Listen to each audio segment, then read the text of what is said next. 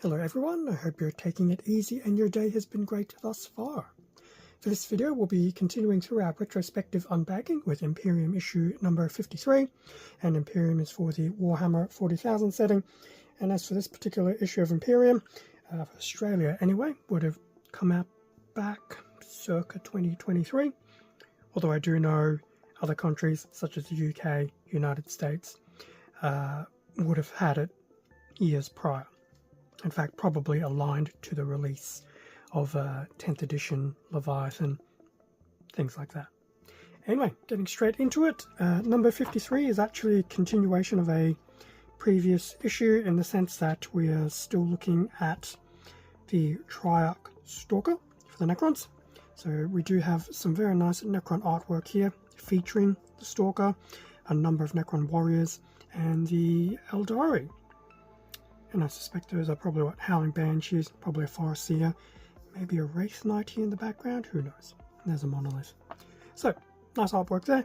And on the bottom here, so there will be a single sprue included, which will be the part 2 of the Stalker. Get to see the Warzone Vigilus painting the Triarch Stalker and then deploying it in a battle. Now, in previous issue, which was 52, we did see things such as the how to build the Stalker, its data sheet and stuff like that. So this particular issue shouldn't be as heavy, but will obviously still be quite Stalker-centric. So, with that being said, first few sections of this issue is very lore-specific. So we have the Vigilus Warzone, vehicles of the Adepta Sororitas. There's a story there, Slaughter in the Rift. Could be a Imperial-based story. Information for the Order of the Bloody Rose. And there will be a fold-out for the Fracture of Biel Tar. How to paint the Triarch Stalker. So that'll take a few pages to go through. And then lastly, Necron Stratagems, the datasheet for the Stalker, which I thought did we see in 52? Maybe I'm getting confused with the Parasite of Mortrax, because I've just recently done the Combat Patrol issue for this week as well. And what do we have here? So the Triarch, so that's probably the scenario. So Warzone Vigilus, so quick little small section of a galaxy map there with some points of interest, Cadia, Eye of Terror, Agrippina, Vigilus, etc. Some of the war zones here, Gene Stealer Cult Space Marines and Speed Free Orcs. Interesting how they've come up, given that we just started the 11th edition. The Void Claw, which, without reading it in full, probably something to do within the war zone. And there's a little bit of fluff there for Marneus Calgar. Yay! Calgar! Yay! Adepta Sororitas vehicles. So we have the Exorcist rolling in. Has actually had a bit of a design change over the years, but it does still look very cool. Obviously the ubiquitous Rhino chassis. And then here we just have a breakdown of some of those vehicles that the Sisters of Battle have. The Immolator, Exorcist, the Castigator, and the Rhino. Now when I last played, when I last did Warhammer, it was just the Immolator, Exorcist, and the Rhino. The Castigator seems to be a relatively new one, but it looks like it's quite similar to a Predator tank, although it does seem to have a bit more armaments. There's also the Paragon Warsuits. I'm still fence-sitting about some of these warsuit designs, but that is me. Slaughter in the Rift. I'm guessing there are some chaos shenanigans happening here. And in fact, what's happening there? Guardians of the Lachmand Gauntlet, Castellans of the Rift. I see the word Chaos Space Marine, so yeah. Chaos shenanigans probably wasn't too far from the truth. Order of the Bloody Rose. So we're still going through some of the information regarding each of the orders for the Sisters of Battle. So that's always nice to see. It's always a different take seeing some of the other orders with some of their armor colors as well, because we're pretty much always used to seeing which one.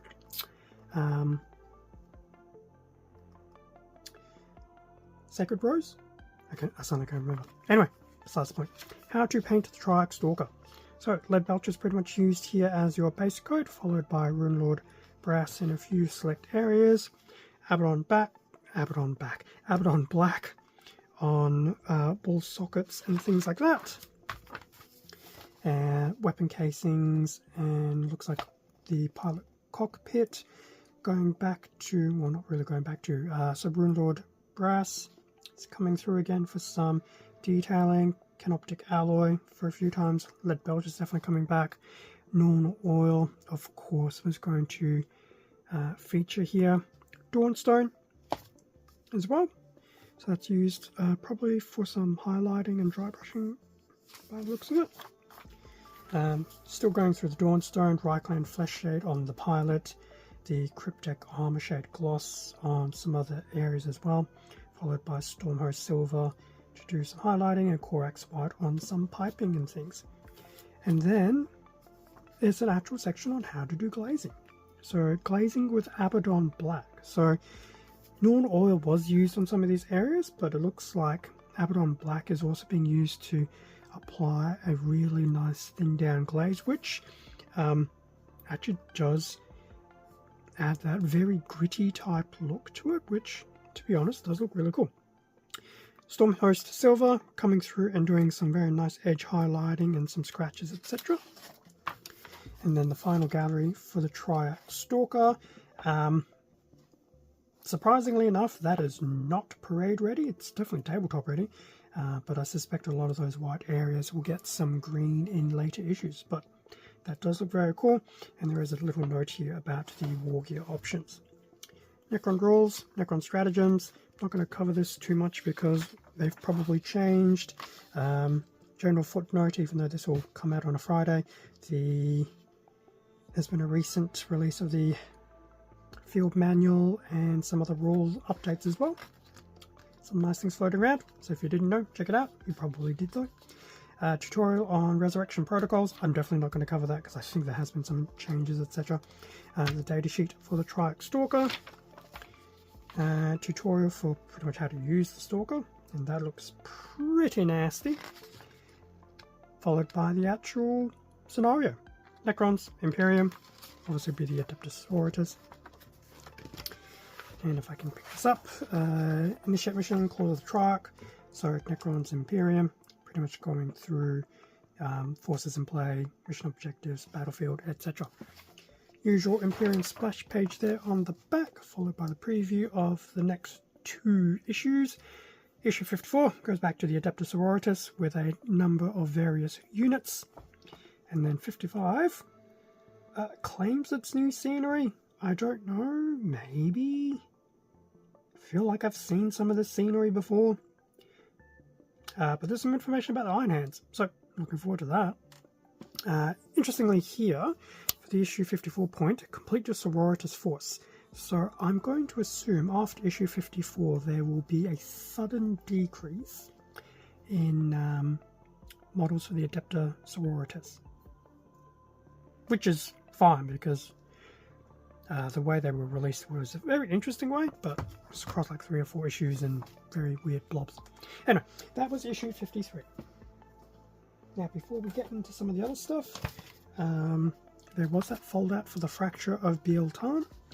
So I can already see the words Slaanesh, Yened, and things like that. So no doubt this is probably around the birth of Slaanesh, of course. What do we have here? Leaders of the Eldari. So Jane Zare is the Phoenix Lord for, I think, the Howling Banshees. Eldrad Uthwan, Prince Uriel, and the Harlequins.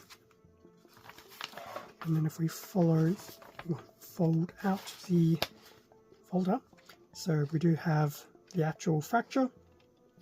So I can see Chimera is referenced as well as the Drukhari. Now, I'm obviously not going to read through all of this, but I feel like this is going to be a very interesting read. Once again, still seeing references to Slaanesh, different people, or different characters of the Drukhari. I just noticed Lilith Hesperax is there. Descent into the Past. So just continuing through that, and then The Last Hope of the Eldari. So that's pretty much when they started becoming craft worlds. In fact, we've got a little example here of the Iyandan craft world. Interesting. That's very cool. And then lastly, so the Triumvirate of the Enid, the Visage, the Yakaran, Yvrain, and then lastly some Demons of Chaos, specifically the Mask, which is part of Slaanesh, and Scarbrand, being Khorne.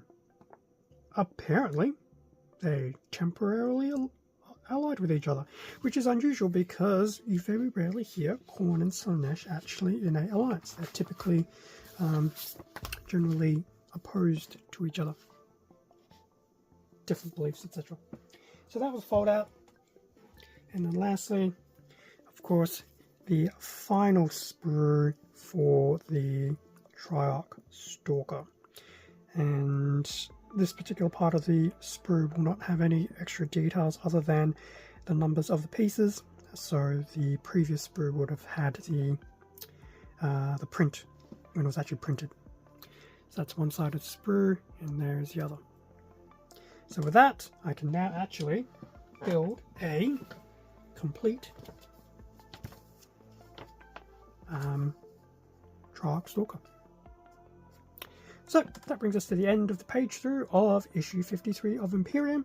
Nice little fold out there, and obviously the last sprue for the Triarch Stalker. Thank you very much for watching this video. Feel free to leave a like, comment, subscribe if you enjoyed the content.